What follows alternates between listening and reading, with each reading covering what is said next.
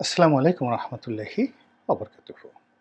সম্মানিত দর্শক, ডক্টর আসিফ নজরুল বাংলাদেশের পরিচিত ব্যক্তিত্ব। আলোচনা আছে যথেষ্ট, আর যেহেতু আলোচনা আছে, আলোচনার বিপরীতে সমালোচনাও থাকবে। কিন্তু সব কিছুর ঊর্ধ্বে তিনি একজন গুণী মানুষ। তার জীবনের অনেক সফলতা আছে। আপনি নেতিবাচক বিষয়গুলো যারা আলোচনা করতে চান তারা করবেন, কিন্তু তার জীবনের অনেক অনেক সফলতা আছে। তার যে লেখাপড়া বৈচিত্র্যময়। তিনি বাংলাদেশের পানি সংক্রান্ত যে ইন্টারন্যাশনাল ল রয়েছে এই বিষয়ে তিনি পিএইচডি করেছেন পানি আইন নিয়ে। ঢাকা বিশ্ববিদ্যালয়ের ল ডিপার্টমেন্টের কৃতি ছাত্র, শিক্ষক, সাংবাদিক, লেখক, আরও অনেক কিছু। সমাজসেবী। তারপর জাতীয় অনেক গুরুত্বপূর্ণ বিষয়ে জাতির বিভিন্ন সময় তিনি বসে থাকেননি। আপনি তার মতে বিরুদ্ধ হতে পারেন, কিন্তু তার কথাগুলো কখনো অস্বীকার করতে পারবেন না। তিনি টেলিভিশন টক শোতে খুবই জনপ্রিয় একজন ব্যক্তি, প্রভাবশালী ব্যক্তি। বাংলাদেশের টকশো জগতে, টেলিভিশনের টকশো জগতে 2009 থেকে আজ পর্যন্ত যদি আমি ধরি, হাতে গোনা 3-4 জন জনপ্রিয়, গ্রহণযোগ্য এবং প্রভাবশালী যারা বক্তা, তাদের মধ্যে অন্যতম ডক্টর আসিফ নজরুল। তো তিনি বর্তমান অন্তর্বর্তীকালীন সরকারের সেই উপদেষ্টা রূপে তিনি দায়িত্ব গ্রহণ করেছেন। এখন দায়িত্ব গ্রহণ করার পর তাকে নিয়ে অনেকের উচ্ছ্বাস ছিল। স্বয়ং সেনাবাহিনীর প্রধান জেনারেল ওয়াকার যে শ্রদ্ধা ভরে তিনি ডক্টর আসিফ নজরুলকে সম্বোধন করেছেন, অর্থাৎ প্রথম যখন ক্যান্টনমেন্টের মধ্যে বৈঠক হলো, তিনি বিশেষভাবে 2 জন ব্যক্তির নাম উল্লেখ করেছেন। ডক্টর আসিফ নজরুল 1 নম্বর, আর 2 নম্বরে জামাতের আমির ডক্টর শফিকুর রহমান। যা হোক, এই সরকার যখন গঠন হলো, গঠন হওয়ার পরে এই সরকারের মূল যে ভিত্তি সেটা হলো ছাত্র সমন্বয়ক, যারা ছাত্র আন্দোলনে যারা নেতৃবৃন্দ ছিলেন, কোটা বিরোধী আন্দোলন। তো এই কোটা বিরোধী আন্দোলনের নেতৃবৃন্দের উজিরে আজম, মধ্যমণি, মাথার তাজ ছিলেন ডাক্তার আসিফ নজরুল। এখন আছেন কিনা, যেহেতু এটা তাদের অভ্যন্তরীণ বিষয় বলতে পারবো না, কিন্তু উনি যদি চাইতেন, মানে পুরো আন্দোলনের পরে 4 তারিখ, 5 তারিখ, 6 তারিখ, এমনকি 7 তারিখ পর্যন্ত পুরো ছাত্রদের যে নিয়ন্ত্রণ, এটি ডক্টর আসিফ নজরুলের উপর ছিল। এবং তিনি যদি চাইতেন যে তিনি প্রধান উপদেষ্টা হবেন ইনস্টেড অফ যাকে বলা হয় ডক্টর মোহাম্মদ ইউনূস, তিনি সেটি হতে পারতেন। ছাত্ররা তাকেই সমর্থন করত। এবং আমি শিওর আমার সাথে জনাব আসিফ নজরুলের কোনো কথা হয়নি। ডক্টর মোহাম্মদ ইউনূসকে পছন্দ করার ক্ষেত্রে ছাত্রদেরকে প্রস্তাবের যে বিষয়টি, যদি ছাত্রদের হাতে এই বিষয়টি থেকে থাকে, তাহলে এখানে ডক্টর আসিফ নজরুলের একটা গুরুত্বপূর্ণ ভূমিকা ছিল। কিন্তু যদি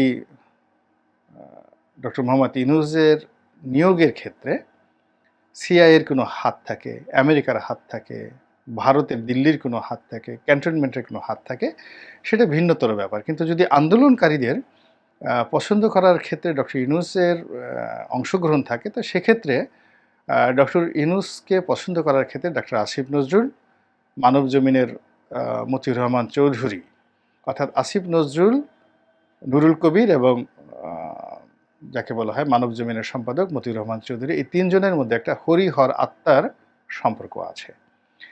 আবার এই 3 জনের সঙ্গেই, বিশেষ করে এই 2 জনের সঙ্গে, অর্থাৎ মতিউর রহমান চৌধুরী এবং আসিফ নজরুলের সঙ্গে ডক্টর মোহাম্মদ ইউনূসের যে সম্পর্ক, এটা যাকে বলা হয় পারিবারিক সম্পর্ক। তারা মূলত যে কয়জন লোক বাংলাদেশে দীর্ঘদিন ধরে ডক্টর মোহাম্মদ ইউনূসকে প্রমোট করে যাচ্ছেন, তাদের মধ্যে এই 2 জন প্রধানতম। এর বাইরে প্রথম আলো তাকে প্রমোট করে চলেছেন, ডেলি স্টার তাকে প্রমোট করে চলেছেন, কিন্তু আসিফ নজরুলের মতো বা মানব জমিন পত্রিকার সম্পাদক মতিউর রহমান চৌধুরীর মতো নন, তারাই ওনাকে করেছেন। তো যেহেতু ছাত্রদের সঙ্গে ডক্টর ইউনূসের সম্পর্ক থাকার কথা নয়, এমনকি তার টেলিফোন নম্বরও এই যে সমন্বয়ক ৬ জন সমন্বয়ক তাদের কাছে থাকার কথা নয়। তো এই ছাত্ররা তাদের সঙ্গে যোগাযোগ করেছে, কথা বলেছে, তিনি যখন ফ্রান্সে ছিলেন। এই যোগাযোগটা অবশ্যই আসিফ নজরুলের মাধ্যমে হয়েছে। এখন আসিফ নজরুল এই কাজটি হয়তো করেছেন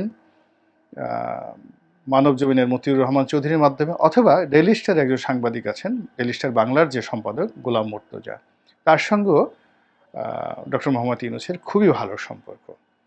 তো প্যারিসে তার ফোন নম্বর কোথায় আছেন, কি আছেন, এই বিষয়টি এই তিনজন, অর্থাৎ গোলাম মুর্তজা, মানব জমিনের মতিউর রহমান চৌধুরী এবং আসিফ নজরুল, এর বাইরে কেউ জানার কথা না।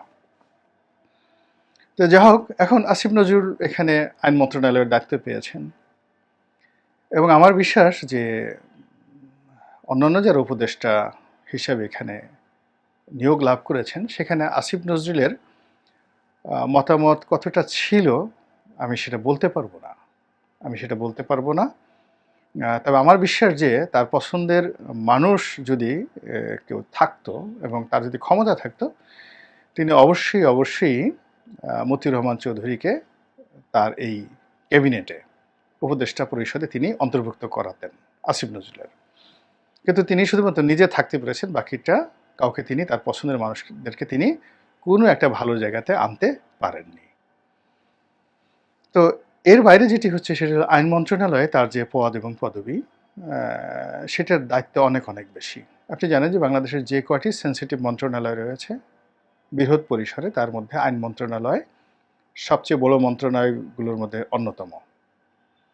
এটি একে তো আইন মন্ত্রণালয়, সুপ্রিম কোর্ট, নিম্ন আদালত, এরপরে এই যে বাংলাদেশের যে রেজিস্ট্রি অফিসগুলো, আইজিআর অফিসগুলো, সেটা তার অধীন।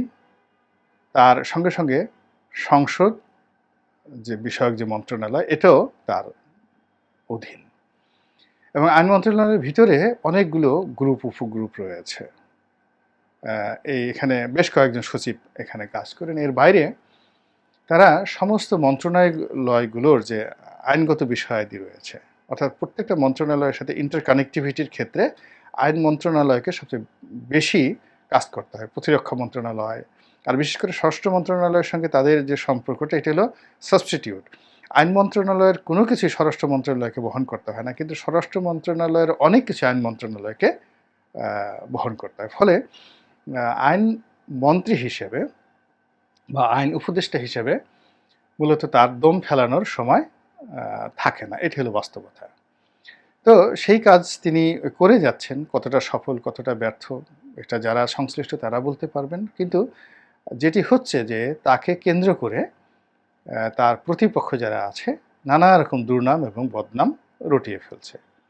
তার ব্যক্তিগত জীবন, তার বিবাহিত জীবন, তার সাবেক স্ত্রীদের সঙ্গে তার সম্পর্ক, তারপরে তার বর্তমান স্ত্রীর সাথে তার সম্পর্ক, এরপরে তার সৎ শাশুড়ি মেহের আফরোজ শাওনের সাথে তার সম্পর্ক, তার সাবেক স্ত্রী রোকেয়া প্রাচীর সাথে সম্পর্ক, এগুলো সবই মুখরোচক।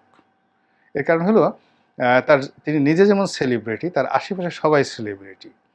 তার শ্বশুর হুমায়ুন আহমেদ সেলিব্রিটি। ফলে হুমায়ুন আহমেদকে নিয়ে যে কোনো একটা কথা যদি ফেসবুকে ছড়িয়ে দেয় কেউ, যে আসিফ নজরুল হুমায়ুন আহমেদকে চুমু দিয়েছেন, হুমায়ুন আহমেদকে আসিফ নজরুল বা হুমায়ুন আহমেদ আসিফ নজরুলকে একটা কলম উপহার দিয়েছেন, নেতিবাচক ইতিবাচক যাই বলেন না কেন, জামাই শ্বশুর একদিন এই কাজ করেছেন, এগুলো দেখবে যে মুহূর্তের মধ্যে ভাইরাল হয়ে যাবে। তার স্ত্রী শিলা আহমেদ একসময় বাংলাদেশের খুবই জনপ্রিয়, ইটস এ মাইল্ড অ্যান্ড মানে মাইল্ড বিউটি, মানে queen of the mild beauty, মানে সাধারণ বাঙালি ঘরানার উজ্জ্বল শ্যামবর্ণের মেয়েদের যত সুন্দর চেহারা থাকা উচিত, হুমায়ুন আহমেদের এই কন্যার তেমনি সুন্দর চেহারা আছে। তো এরকম স্ত্রী তার আছে। তো সেই স্ত্রীকে নিয়ে যখনই কেউ কোনো একটা কথা বলবে, মুহূর্তের মধ্যে সবাই ঝাঁপিয়ে পড়বে, সেটা কি হলো দেখি কি হলো ইত্যাদি। আবার তার যে সৎ শাশুড়ি, যেটা এখন মেহের আফরোজ শাওন, শাওন বাংলাদেশের সব দিক থেকে সেলিব্রিটি।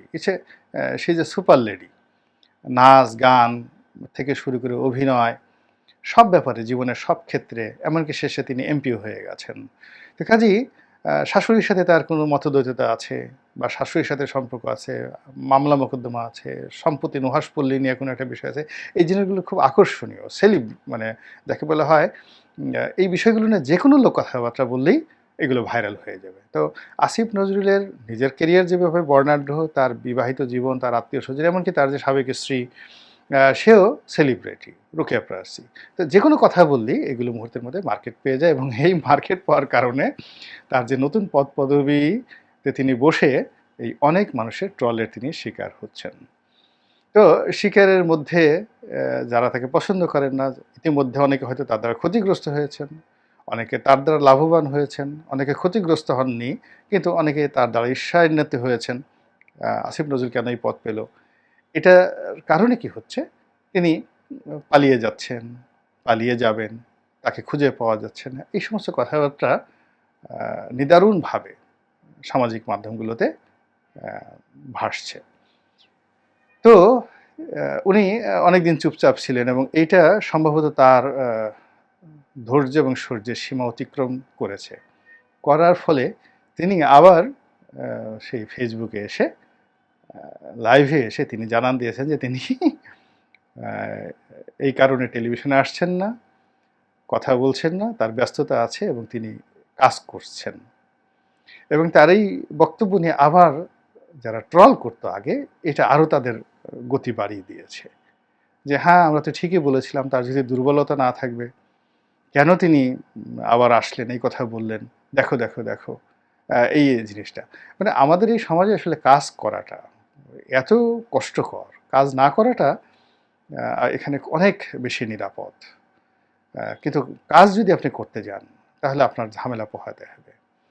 আপনি যদি ডাকাতি করতে চান কারো, আপনি অস্ত্র নিয়ে যাবেন, ছুরি ধরবেন, বন্দুক ধরবেন, আপনাকে আব্বা ডাকবে, আপনার পায়ে পড়বে, তারপরে আপনার কাছে তার ঘরের সর্বস্ব দিয়ে দেবে। এবং ডাকাতরা অনেক পরিবারে গিয়ে গৃহকর্তাকে বেঁধে তার সামনে তার কন্যা স্ত্রীদেরকে ধর্ষণ করে আসে, স্ত্রী কন্যাকে ধর্ষণ করে আসে।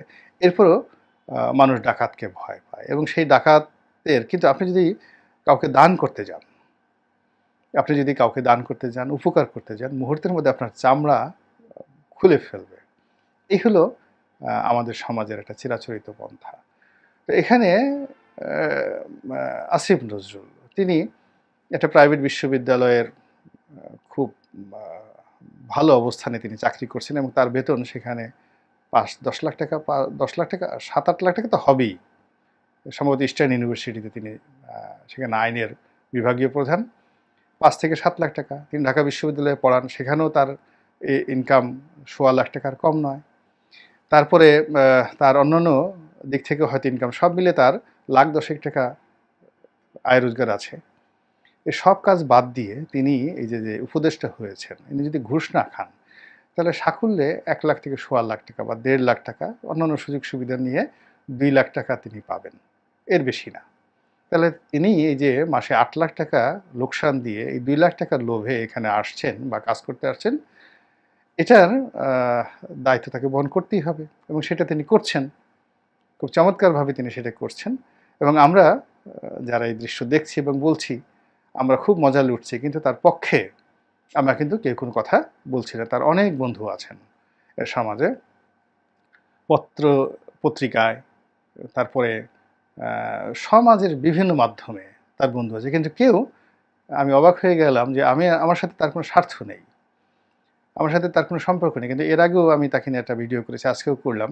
আমার কাছে মনে হয়েছে এই লোকটির পক্ষে তার অবস্থা নিয়ে কিছু কথা বলার দরকার। এখানে যদি আসিফ নজরুল পালানি, বিশ্বাস করেন আসিফ নজরুল একা পালাবেন না। এখানে এই যে উপদেষ্টা মণ্ডলী যারা আছে সবাইকে পালাতে হবে, এবং আসিফ নজরুল হয়তো সবার শেষে পালাবেন। কিন্তু আমরা যেভাবে আসিফ নজরুলকে সবার আগে দিচ্ছি, এটা ঠিক না। This is one. Second thing হলো, আইন মন্ত্রণালয় চালাতে গিয়ে তাকে নিঃসন্দেহে অনেকগুলো বিষয় অভাবিতভাবে, যেটা তিনি কল্পনাও করেননি, তাকে সমস্যার মুখোমুখি হতে হচ্ছে। আই আন্ডারস্ট্যান্ড, আমি বুঝতে পারি। যেমন রেজওয়ানা আছেন, তো রেজওয়ানাও আইন আদালতের মানুষ, অ্যাডভোকেট। তারপরে আদিলুর রহমান সাহেব, তিনি বিএনপির জমানাতে ডিএজি ছিলেন, ডেপুটি অ্যাটর্নি জেনারেল ছিলেন। ফলে অনেকগুলো নিয়োগ বদলি মন্ত্রণালয়ের বিষয়, তার অন্য মন্ত্রণালয়ের হলেও আইনাঙ্গনের অনেকেই আসিফ নজরুলের কাছে না গিয়ে কেউ হয়তো রেজওয়ানার কাছে যাচ্ছেন, কেউ হয়তো আদিলুর রহমান সাহেবের কাছে যাচ্ছেন, এবং এগুলো নিয়ে তাদের মধ্যে সম্পর্ক স্বাভাবিক নাই। একেবারে এটা নিশ্চিতভাবে বলে দেওয়া যায়। এর কারণ হলো আসিফ নজরুল তার মন্ত্রণালয়ে তিনি কাজ করতে গিয়ে যদি আদিলুর রহমান সাহেবের কোনো রেফারেন্স পান, রেজওয়ানার কোনো রেফারেন্স পান, এবং সেটা নিয়ে যদি তাদের মধ্যে যাকে বলে বাতচিত হয়, তো সঙ্গত কারণেই তিনি চুপ হয়ে যাবেন, খামোশ হয়ে যাবেন। আবার তার সঙ্গে ছাত্রদের যে সম্পর্ক, এই সম্পর্কের কারণে দেখা গেল যে আরও অনেক উপদেষ্টা আছেন, তারা তাকে ঈর্ষা করবেন। ফলে তিনি তার আপন যোগ্যতা, যে যোগ্যতার বলে তিনি আজ এখানে এসেছেন, সেই যোগ্যতাগুলি তার উপদেষ্টা মণ্ডলীতে অনেকের জন্য এটি বাধা হয়ে দাঁড়িয়েছে। তিনি যে জিনিসগুলো বুঝছেন, অনেকের জন্য সেটি সমস্যা হয়ে যাচ্ছে। ফলে আমরা যদি এই মানুষটিকে কাজ করতে না দেই, তাহলে আলটিমেটলি আমরা এই যে এত বড় একটা গণবিপ্লব, এত বড় একটা অভ্যুত্থান, সেই অভ্যুত্থানের একজন নায়ককে আমরা খলনায়কে পরিণত করে যদি এই মুহূর্তে পর্দার অন্তরালে তাকে পাঠিয়ে দেই, বলেন তো আপনার আমার কয়জনের লাভ হবে আর কয়জনের ক্ষতি হবে? আল্লাহ আমাদের সবাইকে হেদায়েত দান করুন এবং হেফাজত করুন। আসসালামু আলাইকুম ওয়া রাহমাতুল্লাহি ওয়া বারাকাতুহু।